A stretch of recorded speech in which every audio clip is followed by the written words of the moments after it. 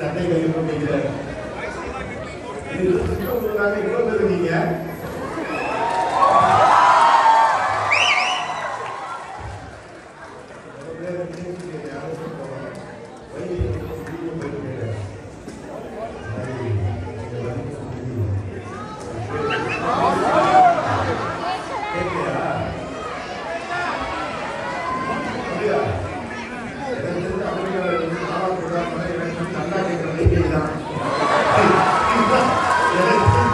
நல்லா கேட்கிறவங்க இதுவே கேட்கிறவங்க காலையில சாப்பிட்டு ஜீப் கொடுத்து டாக்டர் பாருங்க.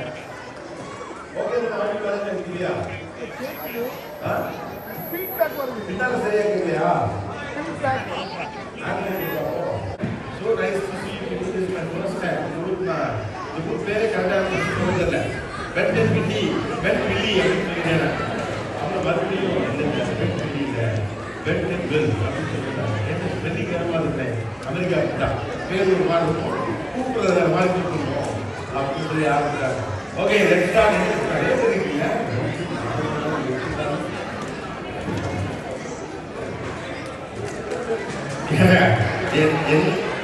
என்ன பார்க்கணும் இது உட்காந்து வேண்டியதாங்க. ஆனால் சாயந்தரம் வாங்க ரூம் தானே போவோம். நல்லா பக்கத்தில் பார்க்கலாம். உலகத்திலே ஒரு பின்னாலே இருப்பாங்க. ஆசைப்படுறது இவ்வளவுதான் நினைக்கிறேன். ரைட் ஓகே நிகழ்ச்சியை தொடங்குவோமா? அதே பார்க்கலாம். இதுதான் இண்டஸ்ட்ரி கண்டஸ்ட் இருக்கிறேன். ரைட் பேசுங்க நிகழ்ச்சி பேரு அற்புதம். இப்பதான் சொன்னேன் இவங்க தான் மைக் நல்லா ஒர்க் பண்ணுது. செக் பண்ணாலும் செக் பண்ணாலும் ஒர்க் பண்ணாதான் ஒர்க் பண்ணலாம். இந்த மைக் ஆன் பண்ணிருக்கீங்க. கேப் டீச்சர் சொல்றேன். நம்மளால பண்ணாம ஏதாவது நடக்கும். வெற்றி இந்த ஃப்ரீக்வன்சி தலைப்பு சொல்லுங்க. தினசரி வாழ்க்கை மகிழ்ச்சியாக இருப்பது தாய்நாட்டில அமெரிக்காவில். தலைப்பு கரெக்டா? பக்கத்துல உங்க தலைப்பு கரெக்டா இருக்கு. எங்க நீங்க ஒன்று சொல்லுங்க. தினசரி வாழ்க்கை மகிழ்ச்சியாக இருப்பது தாய்நாட்டிலா இல்லை அமெரிக்காவிலா? இல்லைன்னு ஒரு சேர்க்கிறீங்க புதுசா அப்படி சொல்லுங்க. தலைப்பு சொல்லுங்க கரெக்டா. இல்ல அதுதான் ஃபெசிலிட்டி. தினசரி வாழ்க்கையில் என்ன மகிழ்ச்சி இருக்கு? கல்விக்கு அதே தான் ஃபெசிலிட்டி இருக்கு. இல்ல இங்க வந்து ஏன் மகிழ்ச்சியாக இருக்குன்னா கல்வியில வந்து நிறைய ஆப்பர்ச்சுனிட்டிஸ் இருக்கிறதுனால என்னால நிறைய சாதிக்க முடியும். அதுக்கு தினசரி வாழ்க்கைக்கு என்ன சம்பந்தம் இருக்கு? we are talking about the day to day life.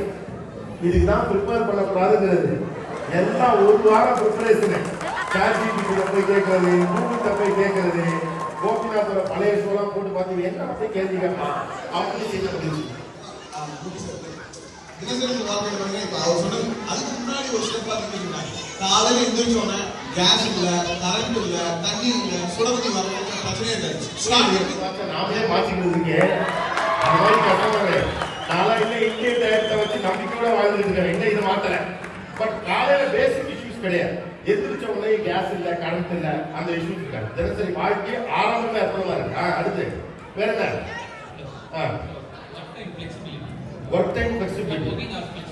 அப்படின்னா நம்ம வந்து இப்போ ஆஃபீஸ் போகிறோம், நமக்கு ஏதோ ஒரு அப்பாயின்மெண்ட் இருக்குது, ஒரு மெடிக்கல் அப்பாயின்மெண்ட் இருக்குது, அந்த மாதிரி கொஞ்சம் ஃப்ளெக்சிபிளாக இது பண்ணிக்கலாம். அந்த டைமில் நம்ம வந்து ஒரு 30 மினிட்ஸ் ஒரு 1 ஹவர் நம்ம வெளியே போய் ஓபி அடிக்கலாம்னு சொல்றீங்களா? ஓபி அடிக்கலாம்.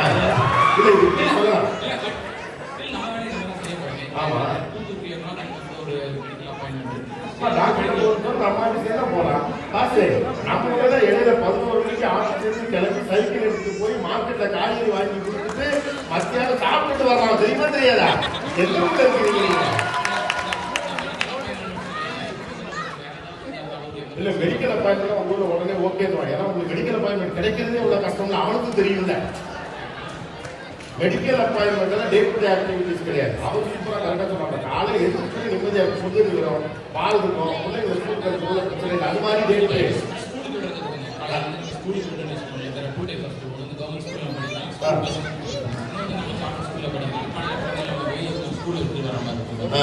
அதெல்லாம் நம்ம காலையில நம்ம வந்து ஒரு 7:15 நம்ம விட்டுட்டு வரோம். ஒர்க் ஹவர்ஸ் வந்து டிலேடாக ஸ்டார்ட் பண்ணிட்டு பின்னாடி நம்ம பேசிக்கலி இப்போ ஒர்க் ஃப்ரம் ஹோம் ஆப்பர்ச்சுனிட்டிஸ் கொஞ்சம் அதிகமாக இருக்கிறனால சூத்தமாக இருக்குன்றீங்க. ஒர்க் ஃப்ரம் ஹோம் ஒன்றுங்க. பட் மீன்ஸ் ஜென்ரலாக ஒர்க்கிங் ஹவர்ஸ் முன்னாடி நம்ம ரெகுலராக இன்பர்சனாக போயிட்டு இருக்கும்போது நமக்கு அந்த ஃபிளெக்சிபிலிட்டி இருக்கும். I can start the work even if I want. Okay, கரெக்டாக இத்தனை மணிக்கு வந்து இத்தனை மணிக்கு போகணும்னு சொல்ல மாட்டாங்க.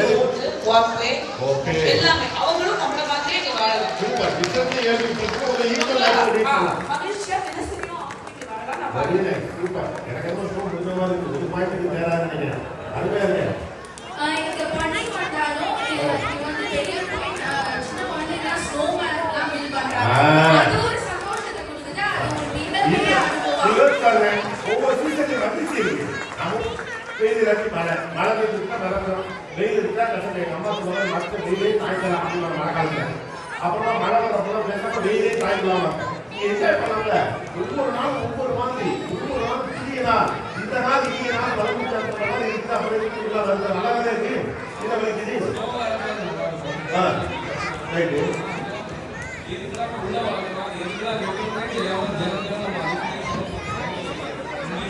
உள்ள வளர்க்குதா? உள்ள வளர்க்குதா? குழப்பாங்க. எதுக்கு அப்பதான் இருக்கும்? அதெல்லாம் வெட்டெடுக்கிறாரு. எதுக்கு கேட்காங்க அப்படிங்கிறேன். எதுக்கு புல் வளர்க்கணும்?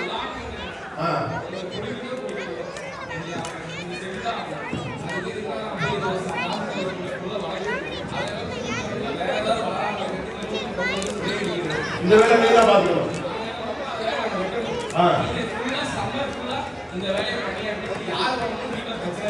ஒரு ஐடி நீங்கன்னா உள்ள ஏதோ கௌரவமா புல்லு வெட்டிக்கலாம்ல. புல்லு வெட்டதே பெரிய வேலையா இருக்குவாங்க.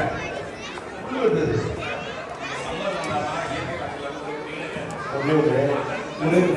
நான் அமெரிக்காவுக்கு பல முறை ஓடிக்கிறேன். நீங்க என்ன டூரிஸ்ட் கைடா? எப்ப பாரு அமெரிக்கா அப்படி அழகா இருக்கு. ஏன் அழகா இருக்குன்னா வீட்டுவாசல உட்காந்து புல்லு வெட்டிட்டு இருக்காங்க. பெரிய வேலை பாருங்க. குடும்ப வேலைகளை பார்க்கறது பெண்களுக்கு சிரமமா இருக்கு. வீட்டை மெயின்டைன் பண்றது ஆண்களுக்கு சிரமமா இருக்கு. வார்த்தை மதிக்காது. அதுதான் கஷ்டமா இருக்குது.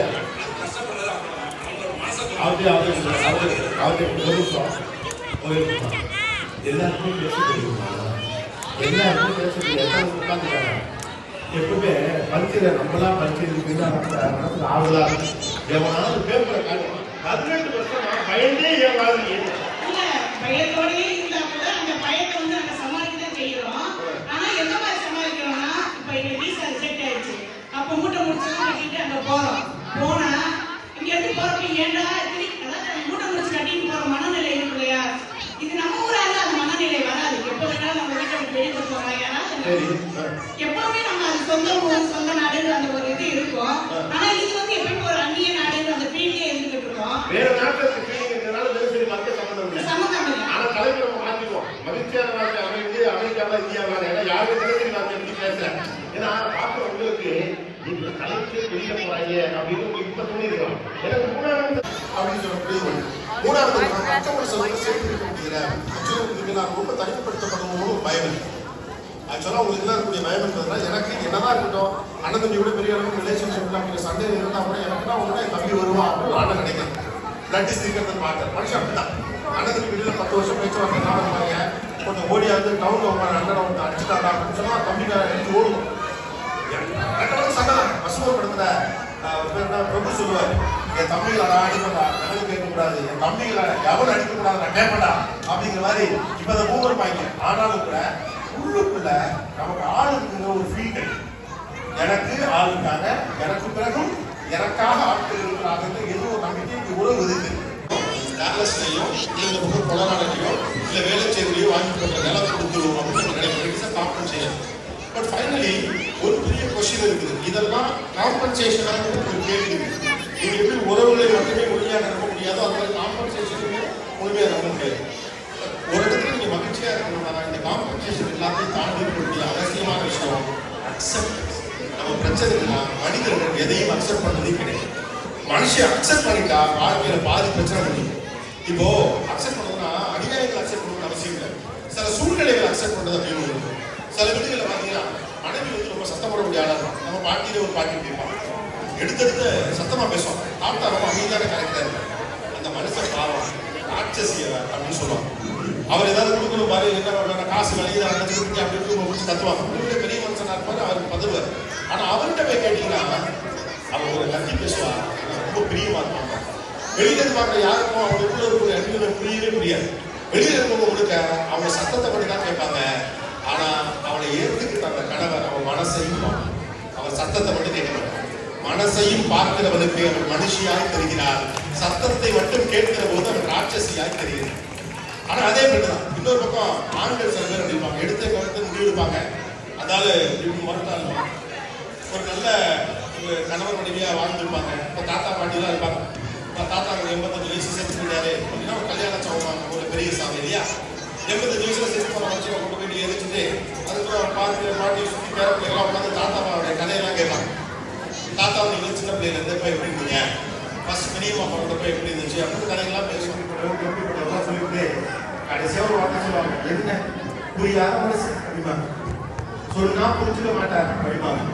புரியாத மனுஷன் சொன்னா புரிஞ்சுக்க மாட்டார். ஆனா 16 உள்ள இருக்காங்க புரியாத மனுஷன்.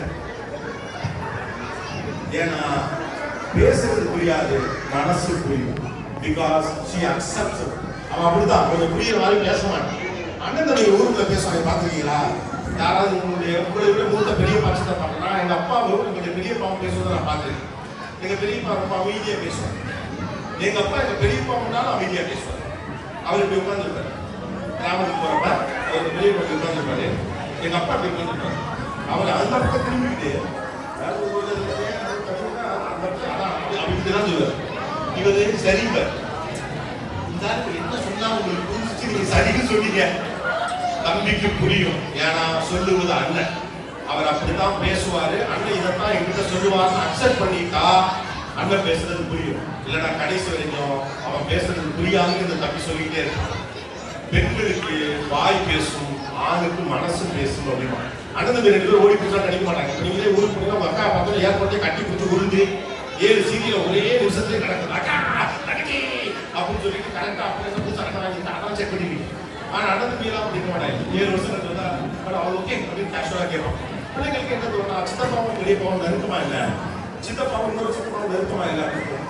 ஆண்களின் மனசு பேசும். அவனுக்கு ஒன்றா தூண்டுதல் இருந்து. அப்ப வாழ்க்கை எதனால் ஆனதுன்னா அக்செப்டன்ஸால் ஆனது. ஒருவர் நீங்கள் ஏற்றுக்கொள்ளுகிற போது அந்த இடத்துல எப்படி மகிழ்ச்சியாக இருக்கிறது தெரியும். அது உறவானாலும் சரி, நிலமானாலும் சரி, நீங்க அமெரிக்காவில் இருந்தாலும் சரிதான், ஆப்பிரிக்காவில் இருந்தாலும் சரிதான், இந்தியாவில் இருந்தாலும் சரிதான், வாழ்க்கையை நீங்கள் ஏற்றுக்கொள்ளாவிட்டால் எந்த இடத்திலும் மகிழ்ச்சியாக இருக்கவே முடியாது. இந்தியாவில் இருக்க வரைக்கும் இந்தியாவை ஏற்றுக்கிறது கிடையாது, அமெரிக்காவுக்கு வந்ததுக்கு அமெரிக்காவே ஏற்றுக்கிறது. நீங்க ஆப்போசிட். அமெரிக்காவை ஏற்றுக்கிறதுனாலே இந்தியாவை ஏற்றுக்கிறது கிடையாது. எனக்கு ஏற்றுக்கிட்டமா இல்லையா? உங்க எல்லாருக்கும் இன்னொரு சிக்கல் இருக்கு. வெளிப்படையாக இருக்கு. வேறுள்ள வேண்டும் என்றால் அந்த சூழலை நீங்கள் ஏற்றுக்கொள்ள வேண்டும். அந்த மண்ணின் தன்னை ஏற்றுக்கொள்ள வேண்டும். அந்த மண்ணின் கலாச்சாரத்தை ஏற்றுக்கொள்ள வேண்டும். When you are not ready to accept somebody's culture or the good factors in the culture, you will not execute your own culture. நம்ம பயமெல்லாம் என்ன தெரியுமா? நம்ம பிள்ளைகளுக்கு கலாச்சாரம் போயிருக்கோம். ஏன்னா இந்த கலாச்சாரம் மோசமானோம் நம்ம கிடையாது. எல்லா கலாச்சாரத்தையும் எடுத்துக்கொள்வதற்கு ஏதோ ஒன்று இருக்கிறது இல்லையா? வெளியூர்ல இருந்து நாங்கெல்லாம் வெளியூர்ல அமெரிக்க கலாச்சாரத்தை வேடிக்கை பார்த்து பேசுறோம். கிட்டத்தட்ட பல பேர் இங்க இருக்கவங்களே அப்படியே பேசிக்கிறாங்க. அங்க இங்கிலீஷ் கூட பார்த்துட்டு ரோட்ல நானும் பல ஏரியாவில் பார்த்தேன். ஒரு அடிக்கிறாங்க படத்துல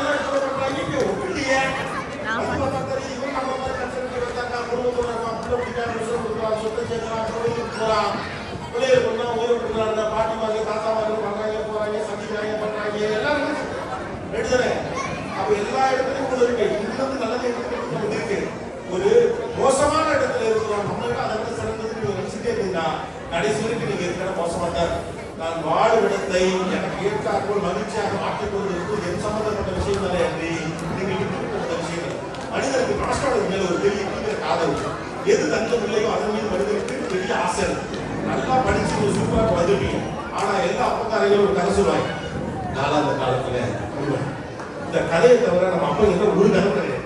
நீங்க என்ன வேணா பண்ணுங்க.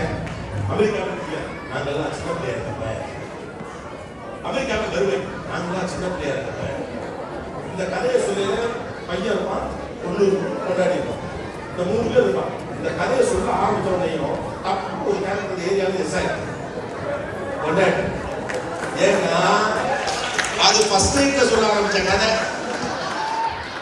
மனிதனுக்கு இல்லாதது மீது அப்படி ஒரு காதல். அதனால பாத்தீங்கன்னா உட்காந்து தூரம் சூப்பரா இருக்கும். அப்பெல்லாம் ஒன்றும் சூப்பரா இல்லை. சும்மா எல்லாம் காலேஜ்லயே போகாம 12th பட்டம் கிடைச்சிருக்கு, திருவிழாவில் பொங்கல் கையை பிடிச்சிருக்கு.